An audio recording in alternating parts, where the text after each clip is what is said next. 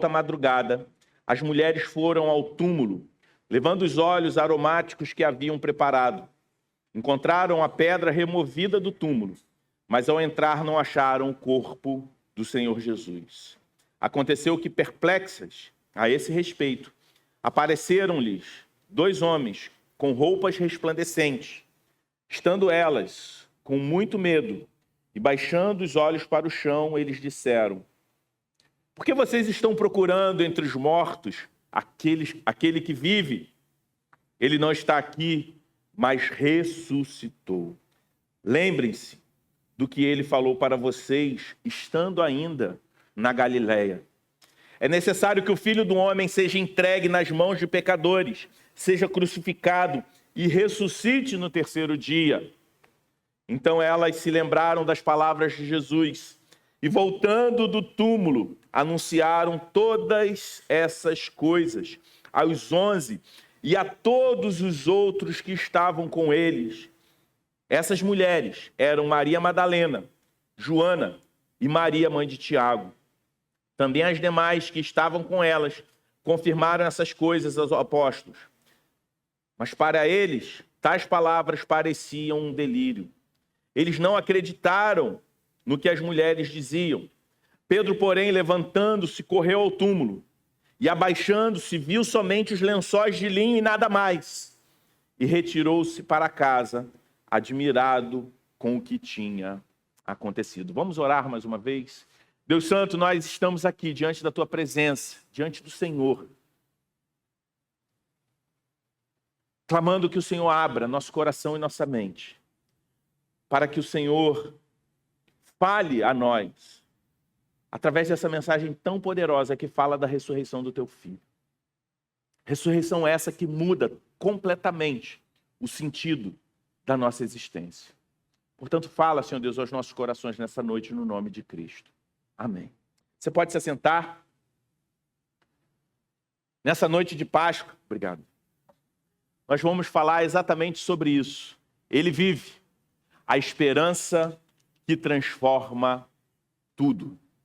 Ele vive, a esperança que transforma tudo. Imagine a cena do texto que nós acabamos de ler. Ainda está escuro, está amanhecendo, começou a nascer o sol lá no horizonte. Não está ainda completamente claro, ainda no silêncio da madrugada. E aquele silêncio é quebrado por passos apressados daquelas irmãs, daquelas mulheres. Elas estão tristes, afinal de contas, ainda viviam o luto da morte de Jesus. E diante da sua tristeza, elas carregavam vasos com perfumes, mas no coração elas carregavam uma dor que ainda não tinha dado espaço à esperança. Aquelas mulheres caminhavam até o túmulo de Jesus, o mestre que tanto amavam. Caminhavam em direção ao túmulo daquele que parecia ter sido vencido pela cruz. E é interessante que, quando a gente olha para o Evangelho de Marcos, narrando esse mesmo evento, Marcos enfatiza, lá em Marcos 16, versículo 3, você pode anotar aí e consultar depois, havia uma preocupação no coração daquelas 3 mulheres. Elas perguntavam umas às outras: quem removerá a pedra na entrada do túmulo? Observe, essa não é apenas uma pergunta, uma preocupação, uma pergunta física. É de alguma forma uma pergunta espiritual.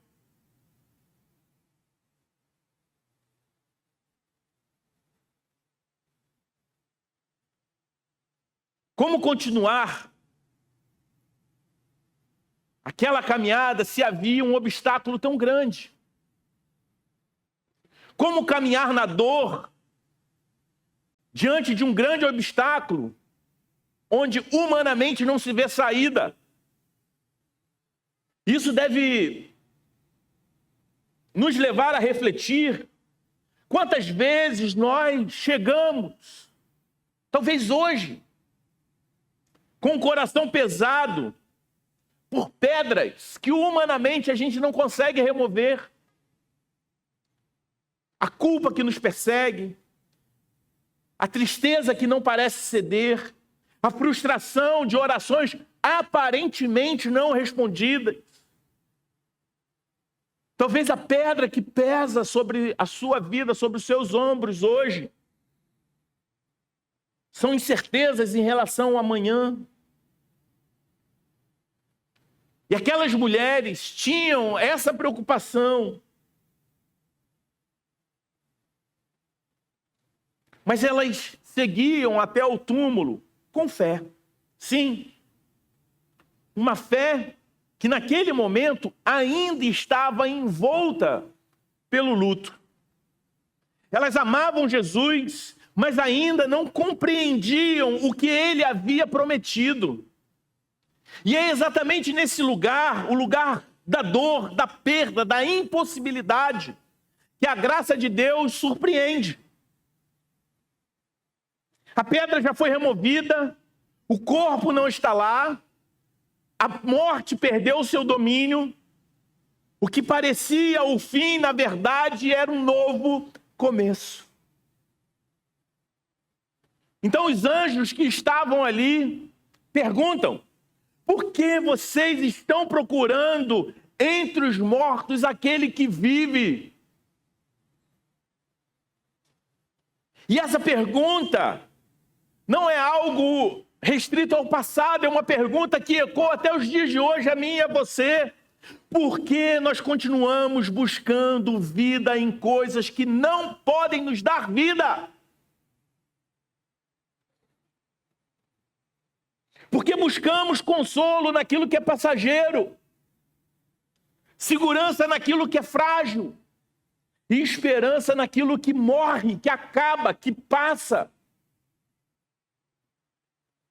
O túmulo vazio não é apenas um sinal de que Jesus venceu a morte, mas é um anúncio de que a nossa vida nunca mais será a mesma. Essa é a mensagem da ressurreição. Jesus está vivo, ele vive, e isso muda tudo. As mulheres, então, elas se deparam com algo que não esperavam naquele momento. A preocupação delas era o quê? A gente está indo lá. A gente vai ungir o corpo do nosso mestre com esse perfume. Mas tem um problema, quem vai remover a pedra?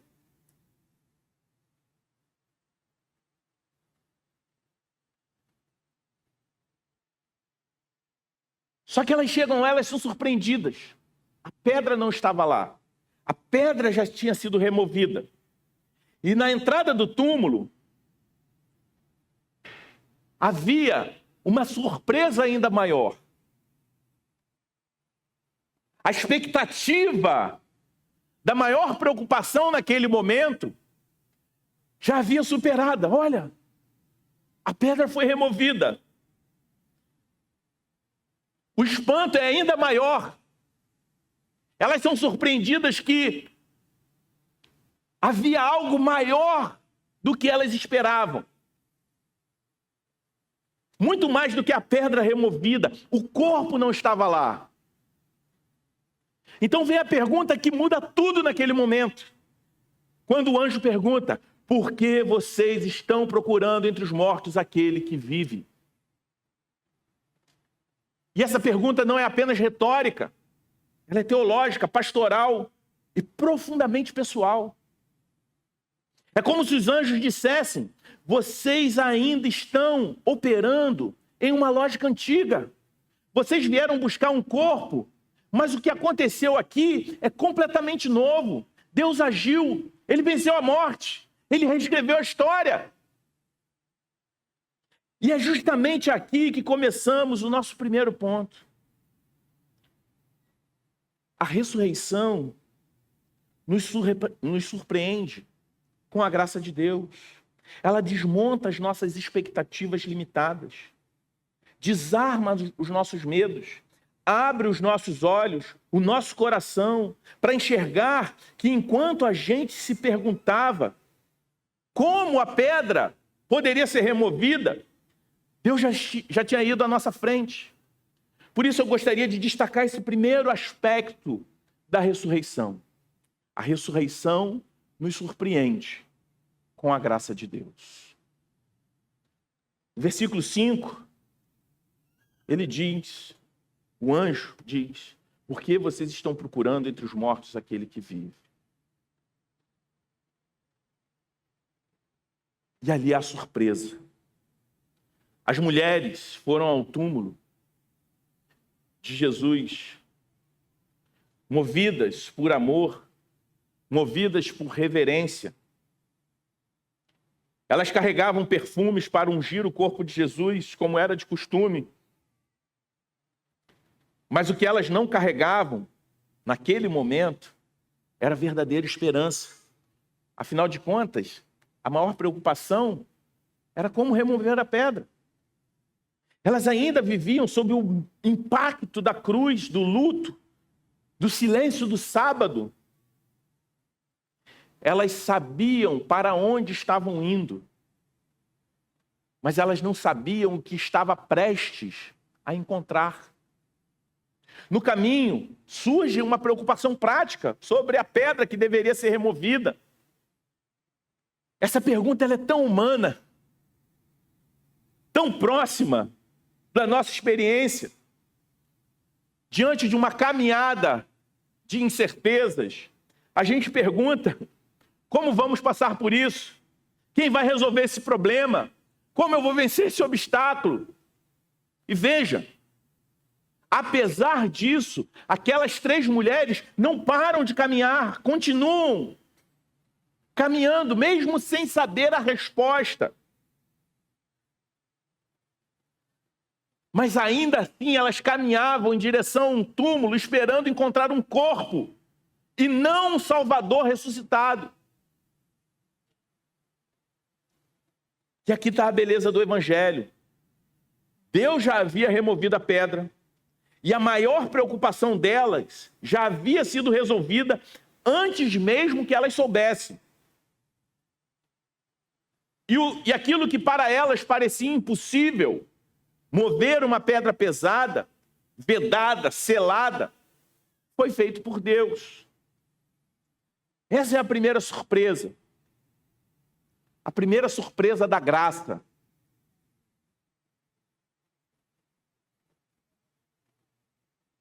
Quantas vezes nós fazemos igual? A gente debate sobre nossas limitações. A gente está debatendo coisas que dizem respeito da nossa limitação. E Deus já está agindo. Essa é a lógica do Evangelho. Não é sobre o que nós fazemos para alcançar a Deus, mas sobre o que Deus fez para nos alcançar. Como disse Tim Keller, a religião diz, eu obedeço, portanto sou aceito. Mas o Evangelho diz, eu sou aceito por Deus em Cristo, portanto eu obedeço. Essas mulheres ainda estavam agindo sob a lógica da religião. Estavam honrando a um Jesus morto. Isso é parte da nossa natureza. Nós nos identificamos com essas mulheres nesse momento, sim. Mas o Evangelho as surpreende com um Jesus vivo. Então elas são confrontadas pelos anjos com uma pergunta. A pergunta mais emblemática desse texto. Por que vocês estão procurando entre os mortos aquele que vive? É como os anjos perguntassem para elas. Vocês estão no lugar errado. Vocês ainda não entenderam. Vocês estão procurando por vida onde só existe morte, mas ele vive neste momento.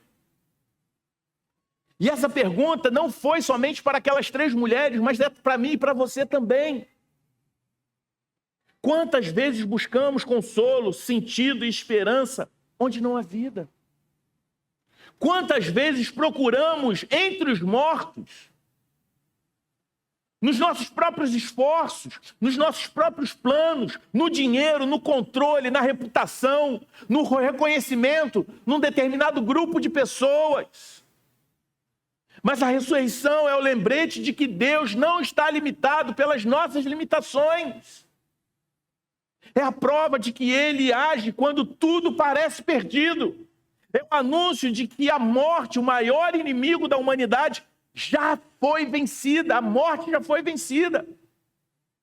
Não é pela nossa força que a morte é superada, mas pela obra do Filho de Deus.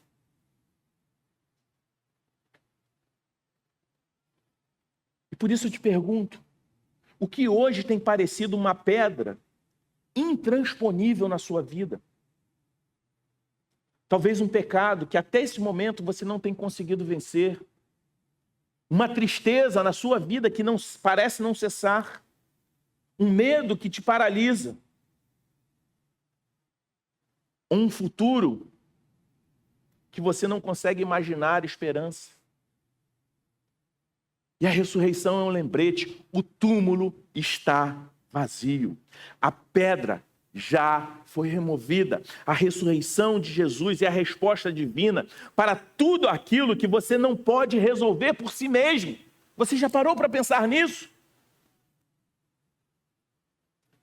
Por isso esse texto nos leva a uma segunda realidade. A realidade que a ressurreição nos chama a crer no que Jesus já havia prometido.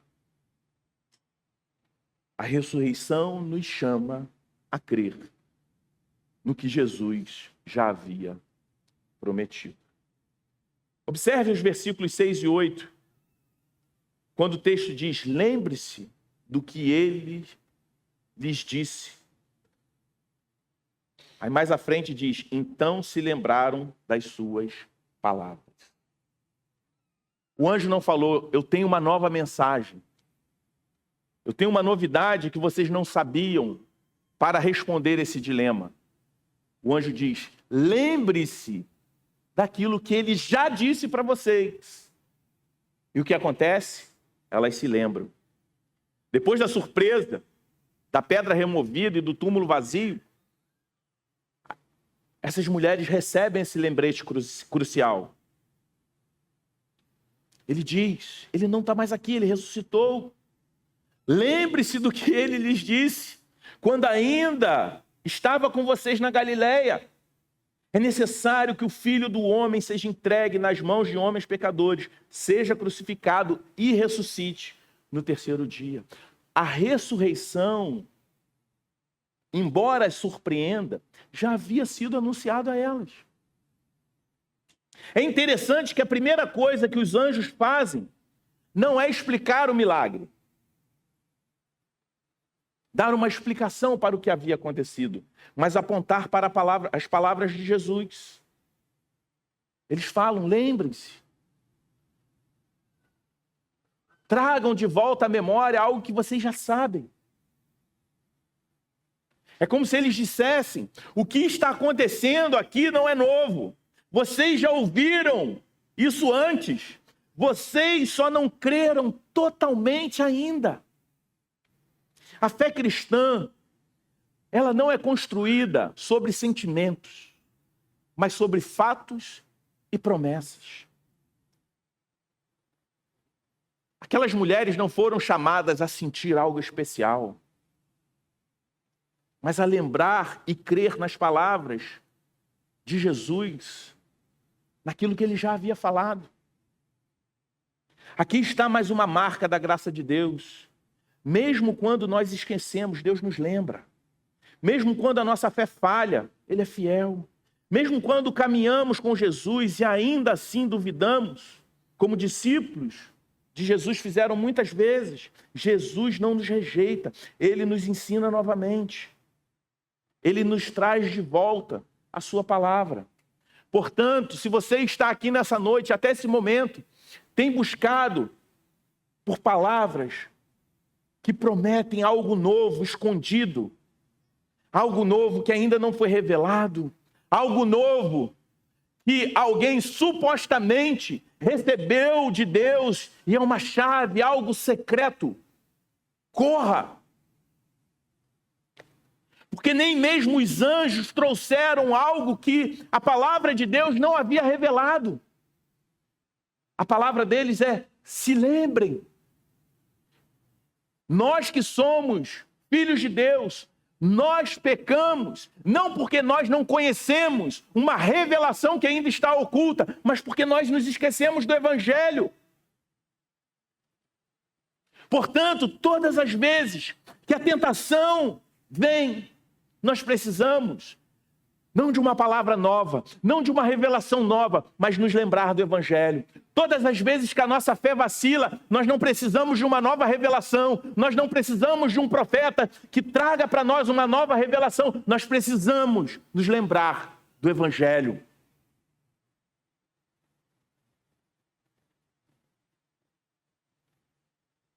Permita-me citar Keller mais uma vez. Ele costuma dizer que a grande parte da nossa ansiedade e frustração cristã vem do fato que conhecemos a verdade com a mente, mas ainda não deixamos essa verdade descer para o coração.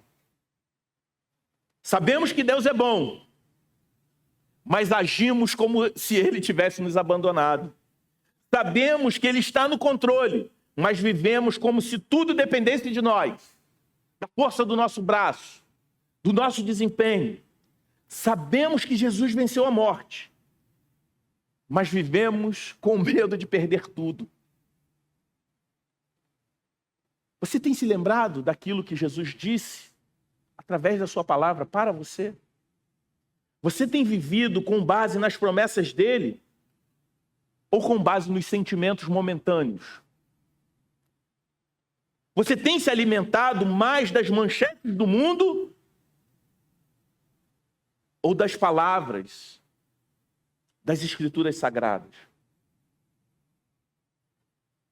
As mulheres só começaram a entender o que estava acontecendo quando se lembraram da palavra de Jesus.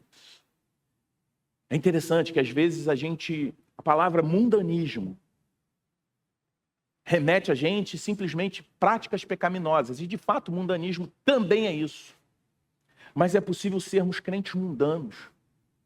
Quando a gente se alimenta mais com as manchetes, quando nós temos mais temor a homens, nos indignamos mais e projetamos mais a nossa maior nosso desejo em uma transformação desse mundo presente do que nos alimentar do mundo vindouro, da esperança do mundo vindouro. Quando nós nos alimentamos mais das manchetes, das ideologias desse mundo, das notícias desse mundo, não que elas não importem, do que das palavras da Escritura Sagrada e da promessa eterna e da realidade de que Cristo ressuscitou e que, se Ele vive, somos alimentados de uma esperança que muda, que transforma todas as coisas. E assim foi com aquelas 3 mulheres. Elas só entenderam o que estava acontecendo não porque receberam explicações detalhadas do milagre, mas porque se lembraram das palavras de Jesus. Da mesma forma, nós só entendemos a nossa vida, a nossa dor, nossos dilemas, quando nós voltamos à palavra que explica tudo, à luz da ressurreição. A fé não é fechar os olhos para a realidade. A fé é abrir os olhos para enxergar a realidade à luz da palavra de Deus. A ressurreição é a chave que abre a compreensão de tudo que Jesus ensinou, tudo que ele prometeu e tudo que ele fez. Ao olharmos para esse texto, nós podemos enxergar uma terceira realidade. A realidade de que a ressurreição transforma testemunhas comuns em mensageiros poderosos. No verso 9, a palavra de Deus diz que, voltando do túmulo, elas anunciaram todas as coisas aos 11 discípulos e a todos os outros presentes. As mulheres chegaram ao túmulo com o coração pesado, mas saíram de lá com os pés apressados. Foram ao túmulo para cuidar de um corpo, mas voltaram com a notícia que mudaria a história. Jesus está vivo. A ressurreição transforma pessoas comuns, marcadas pela dor, pela dúvida, pela limitação, em mensageiros e mensageiras da esperança. Aquelas mulheres foram as primeiras a proclamar a verdade da ressurreição. Repare bem, Deus escolheu que as primeiras testemunhas da ressurreição fossem aquelas 3 mulheres, para levar essa mensagem aos seus discípulos. Parece uma bobeira, mas entendendo a cultura, o contexto da época, elas estavam em uma cultura onde o testemunho feminino não tinha valor legal. Num tribunal da época, o testemunho de uma mulher não possuía valor legal. E o que Deus faz? Ele inverte a lógica humana. O evangelho não começa com os fortes, com os mais influentes, com os mais preparados. Porque esse era o papel que a sociedade, a cultura da época projetava naquelas 3 mulheres, naquelas 3 irmãs.